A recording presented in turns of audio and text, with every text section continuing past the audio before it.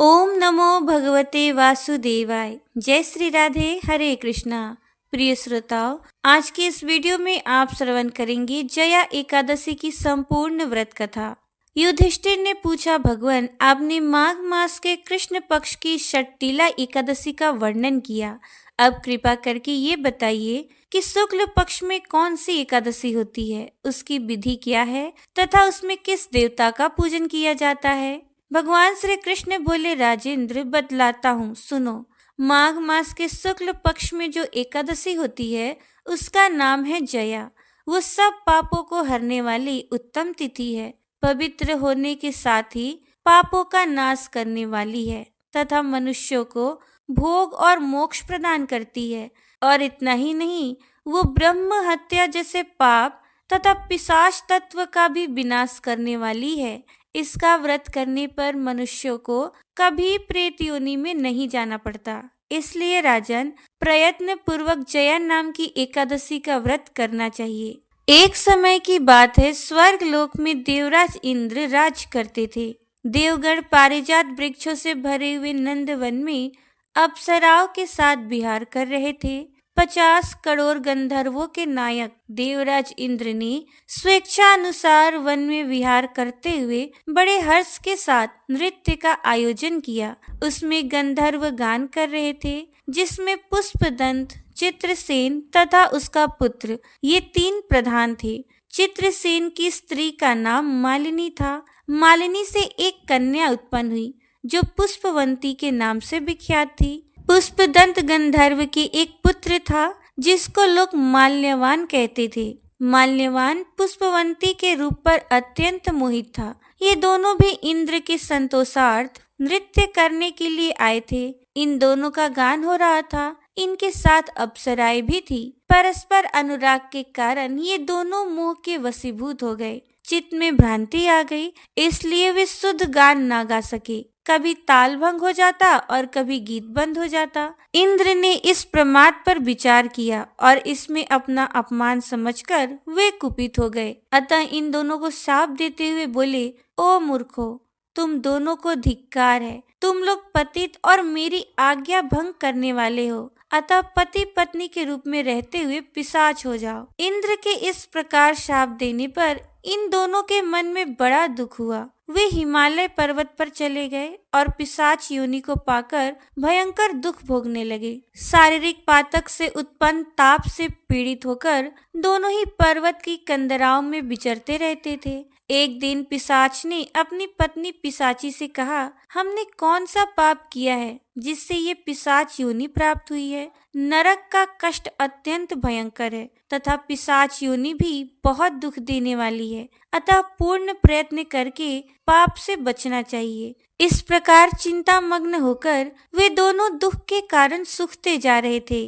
देव योग से उन्हें माघ मास की एकादशी तिथि प्राप्त हो गई। जया नाम से विख्यात तिथि, जो सब तिथियों में उत्तम है, आई। उस दिन उन दोनों ने सब प्रकार के आहार त्याग दिए, जल पान तक नहीं किया, किसी जीव की हिंसा नहीं की, यहाँ तक कि फल भी नहीं खाया। निरंतर दुख से युक्त होकर वे एक पीपल के समीप बैठे रहे। सूर्यास्त हो गया। उनके प्राण लेने वाली भयंकर रात उपस्थित हुई। उन्हें नींद नहीं आई। वे रति या और कोई सुख भी नहीं पा सके। सूर्योदय हुआ।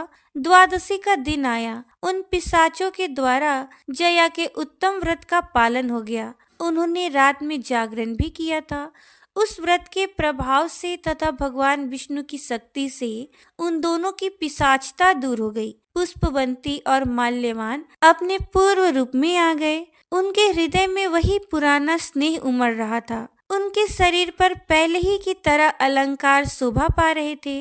वे दोनों मनोहर रूप धारण करके विमान पर बैठे और स्वर्ग लोक में चले गए। वहां देवराज इंद्र के सामने जाकर दोनों ने बड़ी प्रसन्नता के साथ उन्हें प्रणाम किया। उन्हें इस रूप में उपस्थित देखकर देवराज इंद्र को बड़ा विस्मय हुआ। उन्होंने पूछा, बताओ किस पुण्य के प्रभाव से तुम दोनों का पिशाचत्व दूर हुआ है? तुम मेरे शाप को प्राप्त हो चुके थे, फिर किस देवता ने तुम्हें उससे छुटकारा दिलाया है? माल्यवान बोला, स्वामी, भगवान वासुदेव की कृपा और जया एकादशी के व्रत से हमारी पिशाचता दूर हुई है। इंद्र ने कहा, तो अब तुम दोनों मेरे कहने से सुधा पान करो। जो लोग एकादशी के व्रत में तत्पर और भगवान श्री कृष्ण के शरणागत होते हैं, वे हमारे भी पूजनीय हैं। भगवान श्री कृष्ण कहते हैं, राजन, इस कारण एकादशी का व्रत करना चाहिए। नृपश्रेष्ठ, जया ब्रह्म हत्या का पाप भी दूर करने वाली है। जिसने जया का व्रत किया है, उसने सब प्रकार के दान दे दिए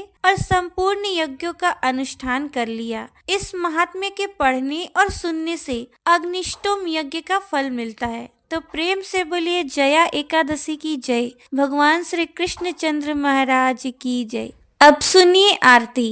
ओम जय जगदीश हरे, स्वामी जय जगदीश हरे। भक्त जनों के संकट, दास जनों के संकट, क्षण में दूर करे। ओम जय जगदीश हरे। जो ध्यावे फल पावे, दुख बिन से मन का।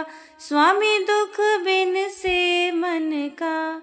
सुख संपत्ति घर आवे, कष्ट मिटे तन का।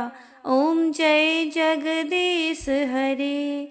मात पिता तुम मेरे, शरण गहूँ मैं किसकी। तुम बिन और न दूजा, आस करूँ मैं जिसकी। ओम जय जगदीश हरे। तुम पूर्ण परमात्मा, तुम अंतर्यामी। पार ब्रह्म परमेश्वर, तुम सबके स्वामी। ओम जय जगदीश हरे। तुम करुणा के सागर, तुम पालन करता। मैं मूरख खल कामी, मैं सेवक तुम स्वामी। कृपा करो भरता। ओम जय जगदीश हरे। तुम हो एक अगोचर, सबके प्राणपति। किस विध मिलूं दया मैं, तुमको मैं कुमति। ओम जय जगदीश हरे। दीन बंधु दुख हरता, ठाकुर तुम मेरे। स्वामी रक्षक तुम मेरे। अपने हाथ उठाओ, अपनी शरण लगाओ। द्वार पड़ा मैं तेरे। ओम जय जगदीश हरे।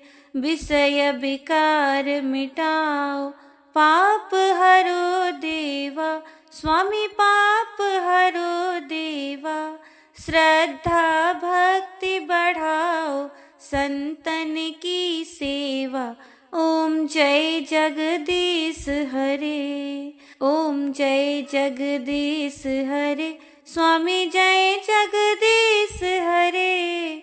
भक्त जनों के संकट, दास जनों के संकट, क्षण में दूर करे।